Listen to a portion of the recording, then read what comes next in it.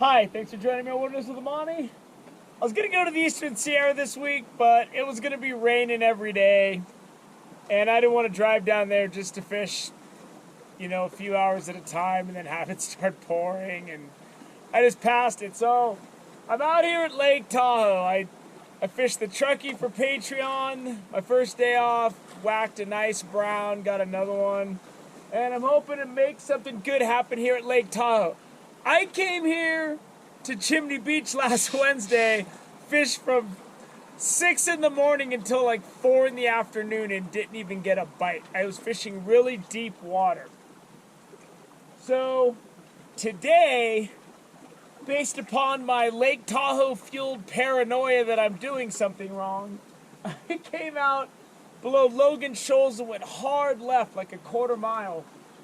And I'm hoping to get something in this shallower, more sandy area. And there's the tunnel for Cave Rock. Cave Rock State Park is right on the other side. But the lake level is way up. I mean, it is high.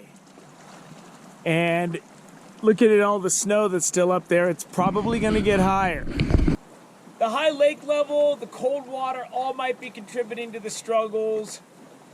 I considered a jinx maybe on me, but I didn't break any mirrors or cross any black cats, so I'm ruling that one out. I just think I'm not catching much, and I'm waiting for this fishing to get better. So there's going to be a little bit of Lake Tahoe fishing coming up in the next few weeks because I'm stubborn, I hold grudges against getting skunked, and I want to make this right.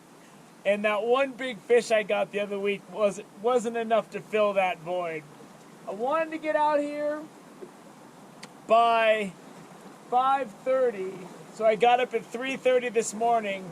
I got my lines in the water by 6:15 because I was really looking for certain conditions, and I knew it was shallow over here once you get into this big cove with boulders, and with the lake level up, it's pretty good, even though I got my night crawler right on the edge of the rocks at about an 8 count from when my half-ounce sinker hits the water. It's an 8 count to the bottom. So before the light comes out, I'm going to see if anything's cruising in really close. My power bait is out at about a 17 count, but if I throw it out even farther, it gets sandier, and it'll be at about a 20 count. And that's what I want to fish. I was fishing really deep water with an irregular bottom. And when it's an irregular bottom, sometimes I'm worried that my bait has dropped between giant boulders and nothing can even see it. I prefer a more stable bottom, so I'm hoping I have a good balance of a stable bottom with boulders, so there'll be trout in here feeding.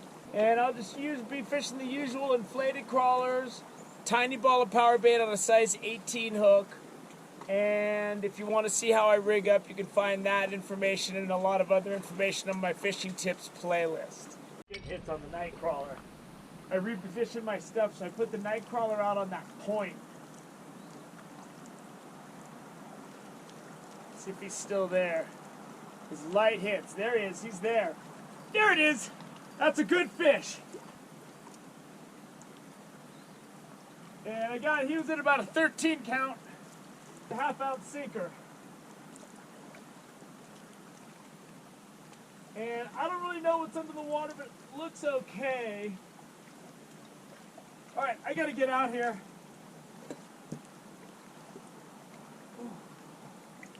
Oh, get around that. Get around that. Stop it. That's a Mack. He's in shallow, man. I'm hoping I can let this guy go. I'm not a big Mack eater. Oh.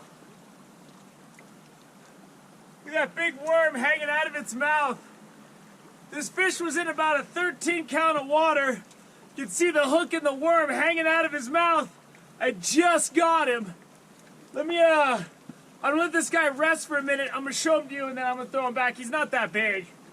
So Mack standards, this guy is tiny. He's got a lot of growing to do. I let him sit and chill in the net for a while. Not a huge fish, but let him grow. Someone can get him when he's 15 pounds, from a boat. I'm gonna wrap it up. These storm clouds are moving in. It's gonna start raining real soon.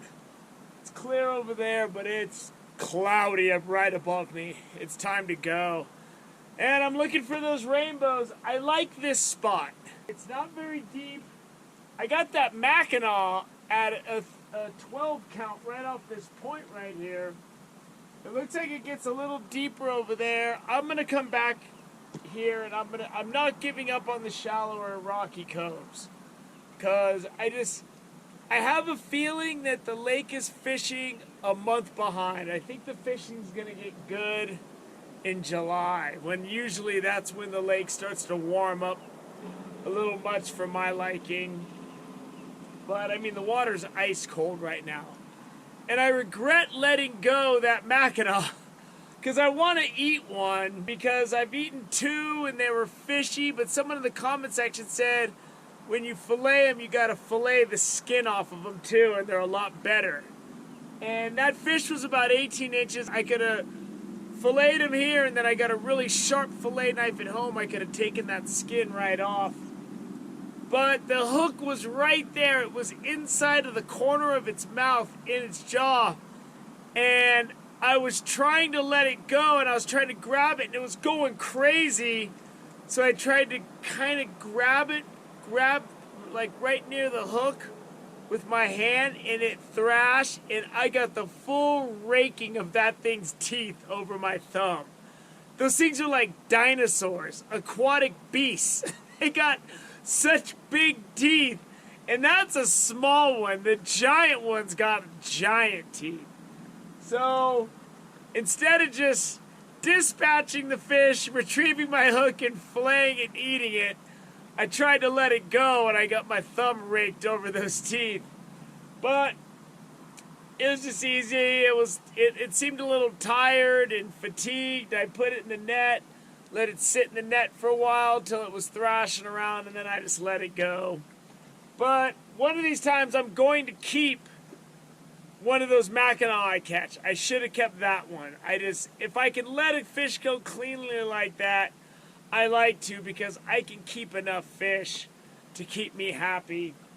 I'm really looking for rainbows, and usually the rainbows are already feeding in the rocks right now. It's really slow. But if there can be a Mackinaw here, there can be a rainbow here. So I'm going to come back to this area soon and try to get something done. I hope you enjoyed this further probing of different situations on the Lake Tahoe shore. I'm just trying to figure out what's going on.